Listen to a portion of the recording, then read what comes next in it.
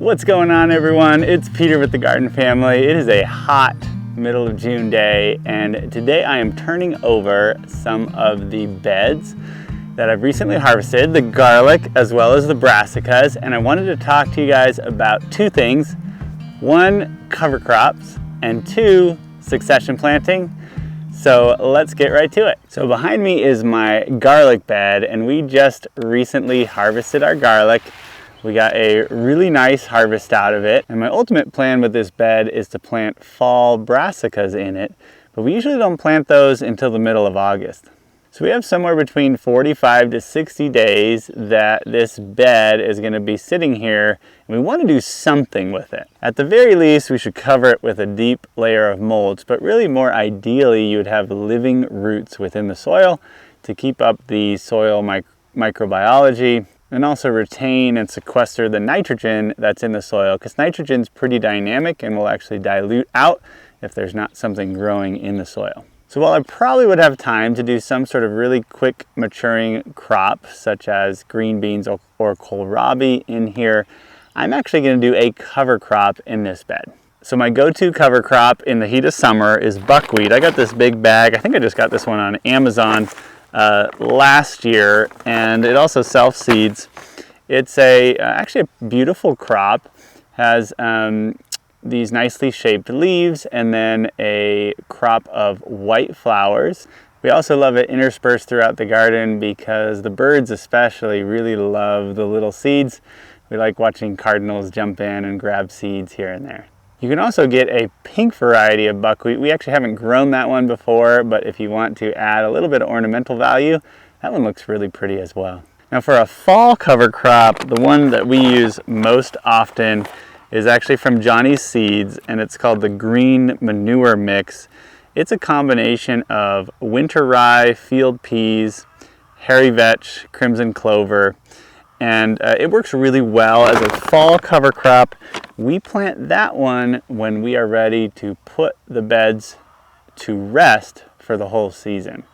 So let's say it's end of September, you've harvested all your tomatoes from a certain bed and you are not trying to follow along, or you just don't have time to follow any other planting in that bed. The fall green manure mix for a fall cover crop is a great option to retain the soil structure, keep that microbial life in there, and keep that bed healthy throughout the winter. And then you can terminate it the next year when you're ready to plant in the bed again.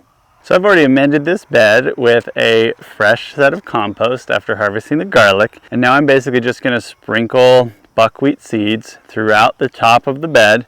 In this case, I'm not worried about spacing because I'm not trying to get them to mature into mature buckwheat. And then after sprinkling it over, I'll gently rake it in and then cover it with a fresh set of mulch. All right, got that bed all planted. Just as an aside, the buckwheat is pretty tasty to birds and squirrels and other things. And so if you have the infrastructure, we keep all of these hoops on for row covers. Putting a little netting on while we wait for the buckwheat to germinate will just keep the robins from digging up the buckwheat. Once they find it, they get pretty excited and they will try to dig up the whole bed. All right, now that we've talked about cover crops, let's talk about succession planting. So in this bed right here, I have my broccoli, and you can tell it is long overdue to have a new crop put in. Now our first frost generally is somewhere in the middle of October, so we actually still have a pretty good amount of growing days left, over 100 at this point. So we have a lot of options of what we could plant in here, but let me talk about my favorites. So the first one that we do every single time is a second planting of summer squash or zucchini.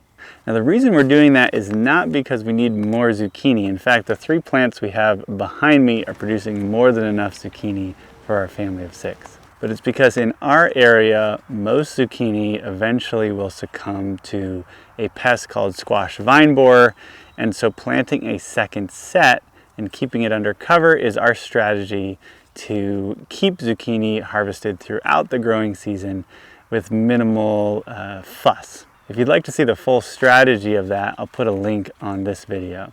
So what I'm going to do in this bed is I'm going to cut all the broccoli down at the soil level, leaving the roots in place.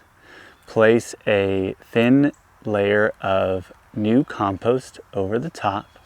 Plant my zucchini. In this case, with all the heat and the warm soil, you just direct sow the zucchini. It will germinate very quickly. And then I'll place insect netting over the top and allow it to get big and mature without the threat of squash vine borer getting to it. These zucchini are both about 50 days to maturity, so if I get these in this week, I should be enjoying zucchini by the middle of August.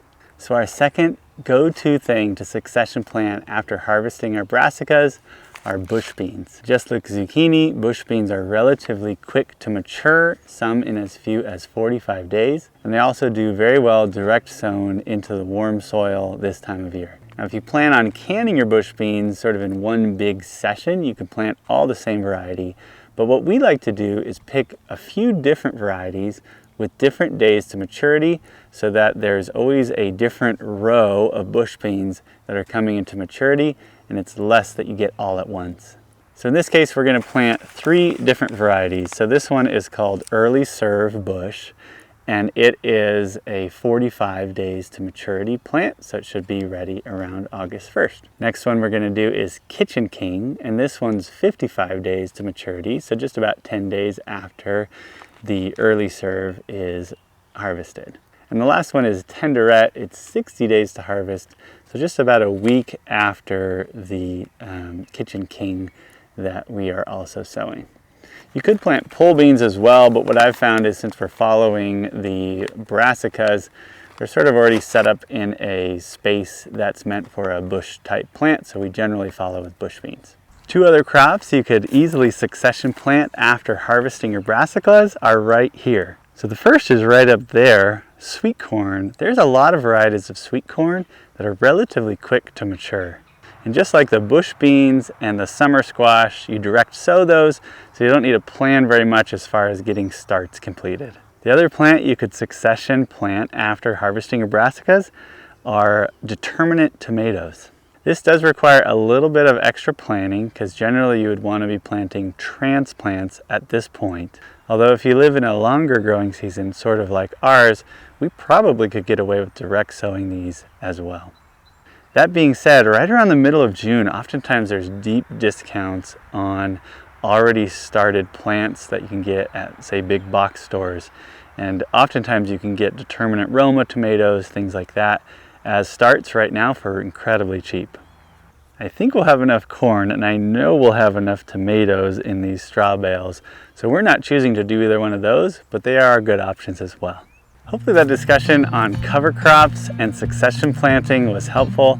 If you have a favorite cover crop or a thing that you like to succession plant, let us know in the comments so we can all learn from it. If you got something out of this video, go ahead and give us a thumbs up. And if you like this type of content, subscribe to our channel. It is getting really hot today and I still have work to do, so I better get back to work. Happy gardening, everyone.